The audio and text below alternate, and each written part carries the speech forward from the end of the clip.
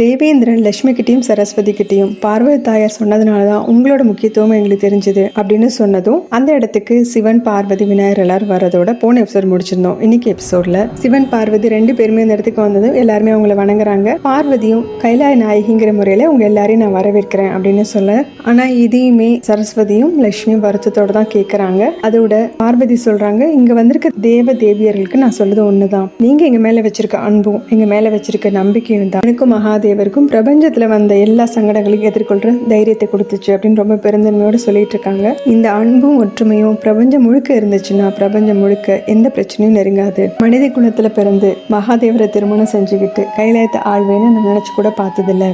கைலாயம் தான் என்னோட இல்லம், ஆனா உங்க எல்லாரும் நான் இந்த இடத்துல இருந்து உபசரிப்பேன்னு நினைச்சு கூட பார்த்ததில்ல. இன்னைக்கு உங்க எல்லாருக்குமே விருந்து படைத்து ரொம்ப சந்தோஷம் அடைவேன் அப்படின்னு சொல்லிட்டு இருக்காங்க. ஆனா விநாயகர் அதை கேட்டுட்டு வருத்தத்தோட விருந்து தானமா பிரச்சனையே அப்படின்னு சொல்றாரு. எனக்கு ஞாபகம் இருக்கு விநாயகா அப்படின்னு சொல்லிட்டு புன்னகையோட சிவனை பாக்குறாங்க. சிவனும் புன்னகைக்க அவங்களோட உருவம் இப்ப அன்னபூர்ணியாக மாறுது. அந்த இடமே பேரொழியால நிரம்ப எல்லாரும் ஆச்சரியத்தோட பாத்துக்கிட்டு இருக்க அன்னபூர்ணியா அலங்கார பூஷிதியா அன்னபூர்ணி அந்த இடத்துல நிக்கிறாங்க. அவங்கள பார்த்து எல்லாரும் வணங்க. அன்ன பாத்திரத்தை கைகளை வரவழைக்கிற அன்னபூரணி இது அக்ஷய பாத்திரம். இது யாருக்கு கிடைச்சதுனாலும் அவங்களுக்கு வாழ்நாள் முழுக்க உணவுக்கு பஞ்சமே ஏற்படாது. இதை யார்கிட்ட இருக்கோ அவங்களுக்கு எப்பெல்லாம் உணவு தேவைப்படுதோ அப்பெல்லாம் அந்த பாத்திரத்துல உணவு வந்துகிட்டே இருக்கும் அப்படின்னு சொல்ல விநாயகர் அதை ரொம்ப ரசிச்சு கேட்டுட்டு இருக்காரு. இதுல இருந்து வர்ற உணவும் வீணாகாது அப்படின்னு சொல்லவும் எல்லாரும் பிரமிப்போட பாத்துட்டு இருக்காங்க. முருகனும் பாத்தீங்களா நந்தி, நான் தான் சொன்னனே அம்மா இந்த பிரச்சனையை கண்டிப்பா தீர்த்துருவாங்கன்னு அப்படின்னு சொல்லிட்டு இருக்காரு. சிவனும் பார்வதியோட இந்த அவதாரம் அன்னபூர்ணின்னு எல்லாரும் அழைப்பாங்க அப்படின்னு சொல்ல தேவர்கள் எல்லாருமே அவங்கள போற்றி வாழ்த்துறாங்க.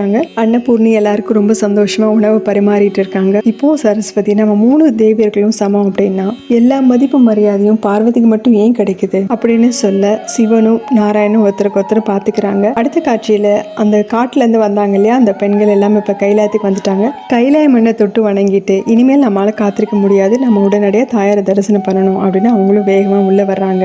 அதுல ஒரு பொண்ணு மட்டும் தயங்கிட்டு பின்னாடி நிக்கிறா. அவங்க லீடர் மாதிரி ஒரு பொண்ணு இருந்தாலே ஏற்கனவே பேசியிருப்பா, அவதான் வந்து கைலாயத்துக்கு போலான்னு சொல்லியிருப்பா. அந்த பொண்ணு கேட்கிற என்னாச்சு நீ மட்டும் எங்க நின்றுட்டு இருக்க அப்படின்னு கேட்கவும், நாம கைலாயத்துக்கு தாயாரை தரிசனம் பண்ணதுக்காக வந்தாச்சு, ஆனா அவங்க கிட்ட கொடுக்கறதுக்கு இந்த மீதமான உணவை தவிர நம்ம கிட்ட வேற எதுவுமே இல்லையே, அவங்களும் மகாதேவி மகாகாளி, அம்மா கொடுக்குற இந்த பிரசாதத்தை அவங்க ஏத்துக்குவாங்களா அப்படின்னு சந்தேகத்தை கிளப்பவும் அந்த அம்மாவும் யோசிக்க ஆரம்பிச்சிடறாங்க. அடுத்த காட்சியில திரும்பவும் எல்லாரும் திருப்தியா சாப்பிட்றத பார்த்துட்டு பார்வை ரொம்ப சந்தோஷப்படுறாங்க. இப்படிதான் அந்த உற்சவம் நடக்கும் நானும் நினைச்சிட்டு இருந்தேன். எல்லாரும் ஒன்னா உட்காந்து சந்தோஷமா சாப்பிடணும்னு தான் எதிர்பார்த்தேன். ஒரு பெண்ணுக்கு தன்னோட வீட்டுக்கு வர விருந்தாளிகளுக்கு தன் கையாலே உணவு சமைச்சு பரிமாறல கிடைக்கிற சந்தோஷம் வேற எதுலையுமே கிடைக்காது அப்படின்னு அவங்களோட சந்தோஷத்துக்கான விளக்கமும் கொடுத்துட்டு இருக்காங்க. என்ன அன்னபூர்ணி ஆக்குனது இப்படி சந்தோஷமா சாப்பிட்டுட்டு இருக்காங்க இல்லையா, இவங்க எல்லாம் தான் ஒரு குழந்தைனால தானே ஒரு தாயை தெரிஞ்சுக்க முடியும் அப்படின்னு ரொம்ப சந்தோஷமா சொல்லிட்டு இருக்க சிவன் எதுவுமே பேசாம ரொம்ப அமைதியா கேட்டுட்டு மட்டும் இருக்காரு. ஆனா விநாயகர் எல்லா உணவையும் அள்ளி வாயில வச்சாலும் அதுல இருந்து நிறைய பொருள் கீழே விழுகுது. அதையும் அவர் ரொம்ப சந்தோஷமா பார்த்துட்டு விளையாட்டுத்தனமா நினைச்சு சாப்பிட்டுட்டு இருக்காரு. முருகனும் அதே மாதிரி சிரிச்சுட்டு அவர் பாட்டுக்கு சாப்பிடுறாரு. மத்த தேவர்களுமே கூட வயிறு நிரம்பிச்சு அப்படிங்கிற மாதிரி உணவு நிறைய வீணாக்கிட்டு எந்திரிக்கிறாங்க.